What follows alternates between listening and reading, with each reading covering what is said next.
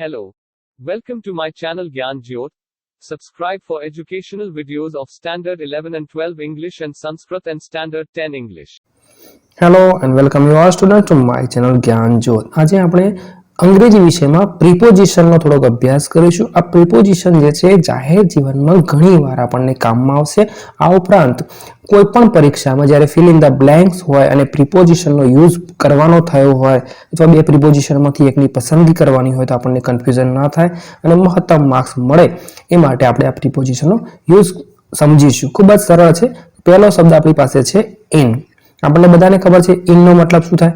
In એટલે અંદર. જેમ કે કમ ઇન, અંદર આવવાની વાત છે.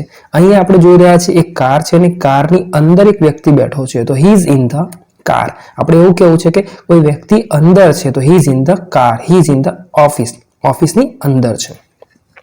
અબો, અબો શબ્દ ઘણીવાર કન્ફ્યુઝન પેદા કરે છે એટલે વ્યવસ્થિત સમજીશું. અબોનો મતલબ આપણે ગુજરાતી ભાષાની વાત કરીએ તો ઉપર થાય છે, પણ ઉપરની વાત કરીએ છીએ ત્યારે ઓનનો મતલબ પણ ઉપર છે. પણ અબોનો મતલબ શું છે? જે વસ્તુ જે ઉપર છે એ નીચેની વસ્તુને ટચ કરેલી નથી. એટલે કે જેમ કે એરોપ્લેન હવામાં ઉડી રહ્યું છે તો એ આપણી ઉપર છે. પેલો જોક છે ને કે રોડ પર હું ઊંઘી ગયો હતો અને મારા પરથી કેટલાય પ્લેન પસાર થઈ ગયા પણ હું મર્યો નહીં, પણ એક ટ્રક પસાર થાય તો મરી જાય. ટૂંકમાં આ છે ઉપર એટલે થોડાક ઊંચેથી પસાર થવાની વાત છે, થોડાક ઉપરની વાત છે. અબો અહીંયા ગેપ આપણને દેખાઈ રહી છે, બરાબર. એ વસ્તુ વચ્ચે ગેપ હોય તો અને ઉપરની તરફ હોય તો આપણે એને અબો કહીશું.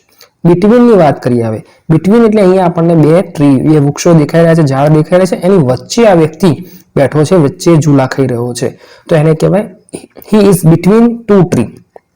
યાદ રાખો, બિટવીન હંમેશા બે વ્યક્તિ, વસ્તુ, પદાર્થની વચ્ચે હોય તો જ વપરાશે. બાકી અમોંગ છે, બે થી વધી જશે તો અમોંગ છે. ફક્ત બે વ્યક્તિ, વસ્તુ, પદાર્થ, માણસો હોય, જેમ કે ચોકલેટ્સ હોય અને તમારે બે ભાઈ વચ્ચે વહેંચવાની હોય તો આપણે એને કહીશું બિટવીન, બરોબર. બે વૃક્ષોની વચ્ચે હોય તો એના માટે બિટવીન છે. આફ્ટરનો મતલબ આપણને છે હી ઇઝ આફ્ટર મી, એ મારી પાછળ છે, બરોબર છે.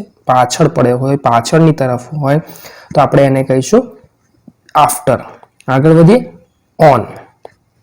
ઓન એટલે આપણને નોર્મલ ખબર છે, ઓન એટલે ઉપર. હવે અબોને મતલબ આપણે જોઈએ ઉપર, પણ ઓન અહીંયા આપણે જોઈ રહ્યા છે કે he is on the bed અથવા he is on the table, બરોબર. અહીંયા ટેબલની ઉપર હોય, બેડની ઉપર હોય, પણ બિલકુલ ટચ કરેલી વાત, સપાટીથી ટચ કરેલું હોય તો જ આપણે ઓન કહી શકીએ, બરોબર. અંડરની વાત કરીએ હવે. અંડર એટલે નીચે. અહીંયા આપણે જોઈ રહ્યા છીએ કે કૂતરો, એક ડોગ જે છે એ ટેબલની નીચે છે, તો the dog is under the table. ટેબલની શું છે? બિલકુલ નીચેની તરફ છે. અક્રોસ. અક્રોસનો યુઝ ક્યારે થાય? આર પાર. આર પાર અહીંયા એક પ્રકારે એક્શન છે. એક્શન એટલે કોઈ રોડ છે, ફોર એક્ઝામ્પલ આ રીતે રોડ છે અને કોઈ વ્યક્તિ આખો રોડ પસાર કરીને નીકળી જાય છે, આર પાર જતો રહે છે, તો એને કહીશું હી રેન અક્રોસ, એટલે કે રોડની આર પાર નીકળી ગયો છે, આર પાર નીકળી ગયો. કદાચ કોઈના શરીરમાં ચાકુ કે કોઈ વસ્તુ ઘૂસી આર પાર નીકળી ગઈ હોય તો આને કહી શકાય અક્રોસ. બિફોરનો મતલબ આપણને છે આગળ છે. બિફોર એટલે આગળ. કોઈ વ્યક્તિ આપણાથી આગળ હોય તો આપણે આ રીતે નોર્મલ.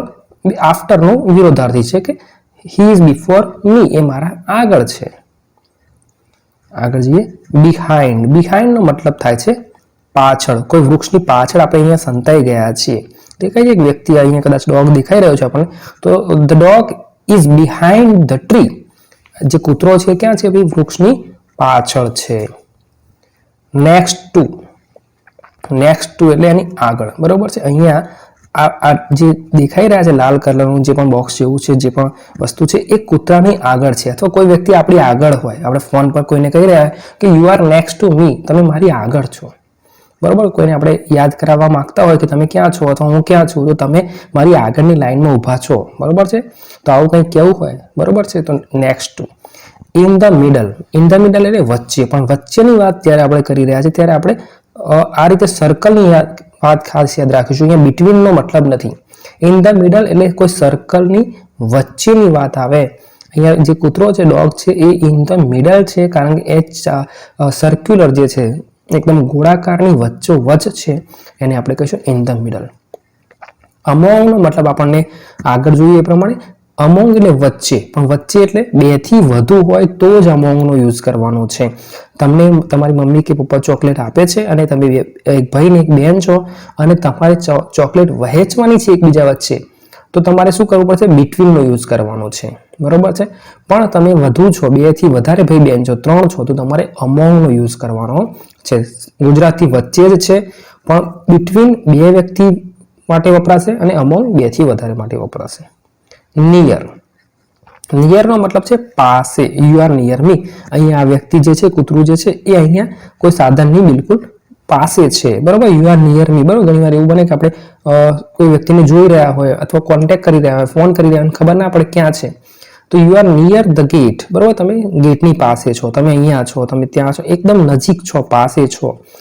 ઇન ફ્રન્ટ ઓફ, ની સામે. ઘણી વાર શું આપણે એડ્રેસ આપી રહ્યા હોય, બરોબર, કે ગણેશ ચોકડીની સામે, તમારા ઘરની સામે, મારી સામે, કોઈ વ્યક્તિની સામે, તો એને કહેવાય in front of the gate, in front of school, બરોબર. ની સામે, શાળાની સામે મેદાન છે, અથવા બેંકની સામે શાળા છે, શાળાની સામે બેંક છે, આવું ઇન ફ્રન્ટ.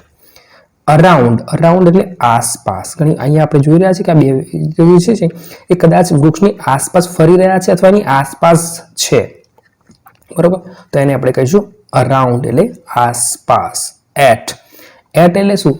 એટ શું બતાવે છે? કોઈ સ્થળ દર્શાવવા માટે બતાવે છે. જેમ કે he is at the door, એ ક્યાં છે? તો એ દરવાજે છે, દરવાજે છે, દરવાજા પર છે, દરવાજે છે. આપણે કહીએ ને કે ક્યાં છે, તો એ દરવાજે છે, એ બજારમાં છે, બરોબર છે. એટ કોઈ સ્થળ બતાવવું છે. અહીંયા આ વ્યક્તિ ક્યાં છે? He is at the gate. આગળ વધીએ. અવે ફ્રોમ, અવે ફ્રોમ એટલે કોઈ એક જગ્યાએથી શું કરે? દૂર જઈ રહ્યા છે. હી ઇઝ અવે ફ્રોમ, આટલો દૂર છે. હી ઇઝ અવે ફ્રોમ, કોઈ અહીંયા આપણને દેખાય છે કે આ વ્યક્તિ જે કૂતરું છે એ અહીંયાથી દૂર છે, થી દૂર છે. અવે ફ્રોમ, થી દૂર છે. બિસાઇડ એટલે બાજુમાં, બરાબર. આપણે ઘણી વાર શું હોય કે સ્ટેજ પર બે વ્યક્તિ ઊભા હોય અને એક વ્યક્તિને આપણે ઓળખતા હોય, બીજાને ના ઓળખતા હોય, તો આપણે કઈ રીતે કહીએ કે he is beside Sachin Tendulkar, અથવા હી ઇઝ બિસાઇડ કોઈ વ્યક્તિ, કોઈ હીરો છે, જેમ કે અક્ષય કુમાર, તો he is beside Akshay Kumar. Akshay કુમારની બાજુમાં છે, બિસાઇડ છે, એની બાજુમાં ઊભો છે. એ કદાચ આપણો વ્યક્તિ, આ વ્યક્તિ છે. બીનીથ નો મતલબ થાય છે નીચે. બીનીથ એટલે નીચે, પણ અહીંયા થોડુંક ઊંડાણમાં છે. યાદ રાખીશું, વૃક્ષને નીચે હોય તો પણ આપણે બીનીથનો યુઝ કરી શકાય, પણ સાથે સાથે થોડુંક નીચે હોય, કદાચ અહીંયા ખાડો ખોદ્યો છે તો જમીનની અંદર છે. બીનીથ તો અંદર. આઉટનો મતલબ આપણને ખબર છે, ગેટ આઉટ. આઉટ એટલે બહારની તરફ, બરોબર છે. આ રીતે આપણે પ્રિપોઝિશનનો સંપૂર્ણ અભ્યાસ કર્યો છે. ઘણા આવા પ્રિપોઝિશન પણ છે. તમે આ રીતે વધુ પ્રિપોઝિશનનો યુઝ કરીને વાક્ય બનાવીને ઘણી અલગ રીતે શીખી શકો છો. Best of luck.